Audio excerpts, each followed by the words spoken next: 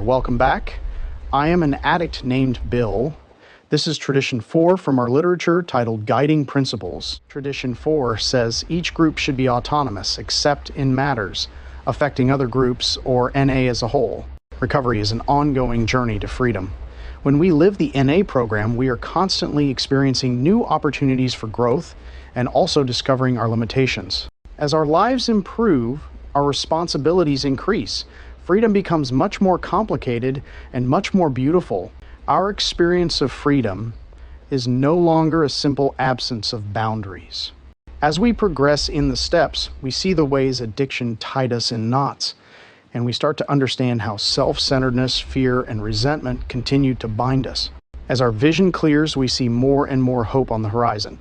Freedom can transform from a fantasy of doing whatever we want to the ability to live with joy and gratitude in our present reality. We balance autonomy with responsibility. When we keep our purpose in focus, our autonomy makes more sense. The responsible practice of autonomy helps us to see our relationships and obligations more clearly, and to use our creativity, our imagination, and our enthusiasm to help us fulfill our purpose in our groups, in our lives, and in service to our higher power. Having a purpose makes our freedom meaningful. We need meaning to make our autonomy constructive. The autonomy of our groups becomes a tool for recovery when we remember our primary purpose. Our personal autonomy becomes much more powerful when we know our own purpose and have a sense of meaning in our lives. Understanding and accepting ourselves is a gift of recovery. Autonomy allows us to express who we are with integrity and to carry a message, the truth of our own experience, in our own way. Tradition 4. Our tradition of autonomy ensures that every NA group is able to carry the message to the best of its ability. Each group makes decisions for itself and takes responsibility for those decisions. The result is that each of us is able to recover in complete creative freedom. We find ways to reach out that make sense to us, and our groups make decisions that best serve the needs of the addicts who attend.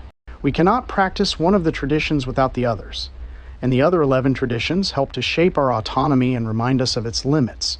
We carry an NA message, and we are part of a fellowship that extends from the doors of our group through our local community and around the world.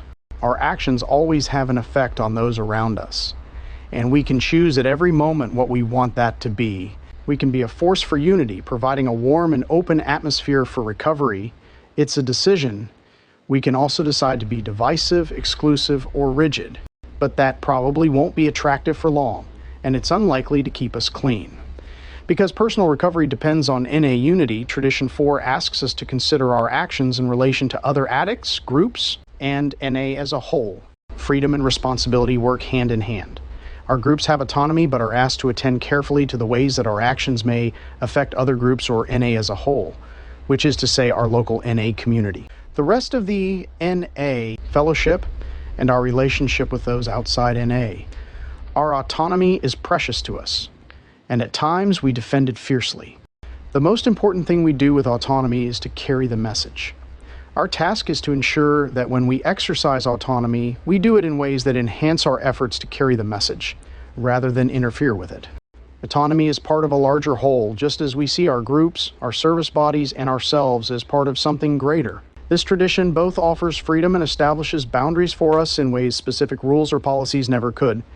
Self-obsession is the core of our disease, and one of the defining features of self-obsession is that we do not see the impact of our actions on the people around us, or we just don't care.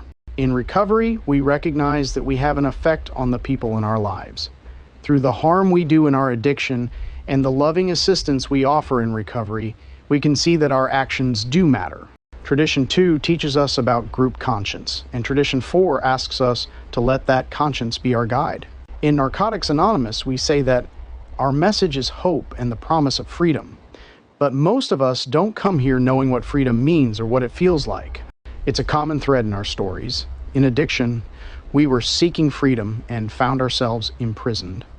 As we experience freedom from active addiction, we start to get a better sense of what recovery means: freedom from obsession and compulsion, the joy of making our own choices, seeking our own recovery, learning who we are and what we believe. Our experience of freedom is not separate from our development of integrity. As we mature in recovery, we learn to exercise sound judgment in how we make decisions, place our trust, and meet our responsibilities. Immaturity and unrealistic expectations are consequences of unhealthy reliance on others. When we have not had the opportunity to make decisions in our lives, we need experience to learn how to do it well. Responsible use of independent judgment develops in an atmosphere of freedom.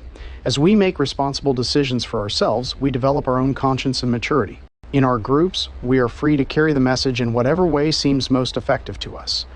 This doesn't free us from accountability to our fellows. In fact, we are asked to consider them with every decision we make. How will this affect the other groups? What could be the consequences for NA as a whole?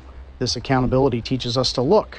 Our work in the steps helps us to see. Tradition 3 frees us from the need to judge other members, and Tradition 4 frees us from the need to judge other groups. Traditions 4 and 5 together remind us that there are many ways to accomplish our purpose.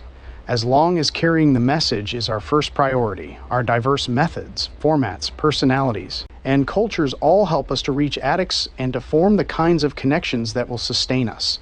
Word by word, define, expand on, or clarify the words or phrases from this tradition one at a time or in relation to each other for writing or discussion with your sponsor or other NA members. Example, except when a statement is true, but not about a particular case, we use the word except. Except trees us from our tendency toward absolutes. In both the 9th step and the 4th tradition, the word except serves to temper our good intentions before we go too far and cause harm. We learn to tell the difference between our impulses, compulsions, good ideas, and the will of our higher power. Except keeps us from backing ourselves into corners. In this tradition, it asks us to consider others as we make decisions. It's a limit, but not a block. Within our principles, we can be creative, independent, unified, and humble. Spiritual principles. Each tradition embodies a variety of spiritual principles. The list of principles and values below may be useful as we consider applications of this tradition. Explore them in writing or discussion with your sponsor or other NA members. If other principles or values not listed below seem relevant for you, include those as well. Independence, freedom, responsibility, open-mindedness, humility, trust, compassion, connection, love, unity, anonymity, selfless service, commitment, consistency, creativity, autonomy, integrity, example, creativity. To some of us, it might seem strange to find creativity on a list of spiritual principles. But our pamphlet Another Look includes creative action as one of the goals of recovery, alongside freedom and goodwill. Creative action is not a mysterious procedure, the pamphlet explains, although it is an inside job. Often it means simply listening to those hunches and intuitive feelings that we think would benefit others or ourselves, and acting on them spontaneously. In order to be creative, we have to let go. When we are bound by insecurity and the need to control, our attempts at creativity end in suffering and frustration. When we allow ourselves the freedom to listen to that inner voice and act on it, we are surprised by what we can do and by what we discover within ourselves. Some of us express our creativity in art or music, but often the most creative things we can do unfold when we serve selflessly. When we experience our service as creative action, we experience ourselves as an instrument and as part of something greater.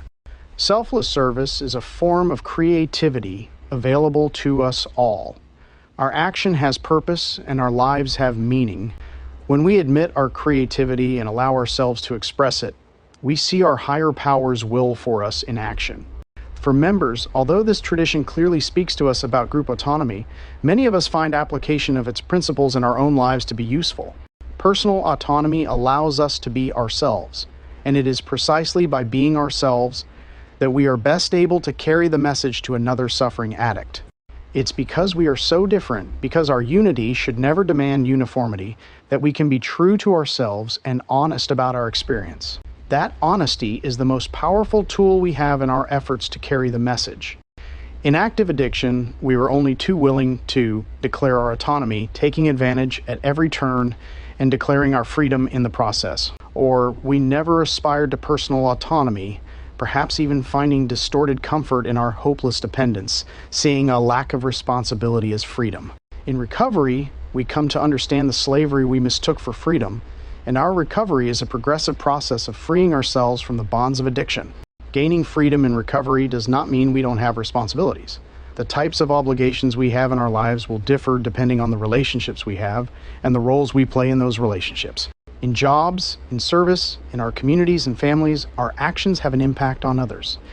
How do our actions affect Narcotics Anonymous? How do they affect our families, our friends, our coworkers, and our communities?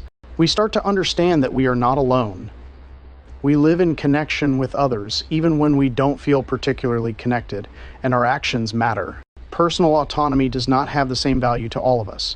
In fact, it may have been a long time since some of us made any decisions for ourselves. Some of us have been institutionalized, others of us stayed dependent on family. Some of us found ourselves in relationships or organizations where our autonomy was curtailed.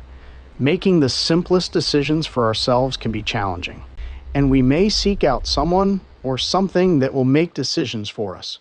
In our personal lives, autonomy looks a lot like self-determination. We practice using the tools our spiritual principles provide to begin shaping a life we can accept. Even when there are severe limits on our physical abilities or on our liberty, we can experience freedom. An elderly member adapting to physical limitations defined freedom as the ability to love unencumbered by fear. When we are able to view freedom as a spiritual condition, we can be less driven to test its limits and more open to exploring the enormous possibilities it offers us. I will not be including the questions from here on out. It is suggested to buy your own copy of God Principles. If space allows, I will try to paste the questions in the comments section for each video, but I may have to go back and do that at a later date. Thanks for listening. Next will be Tradition 4 for groups.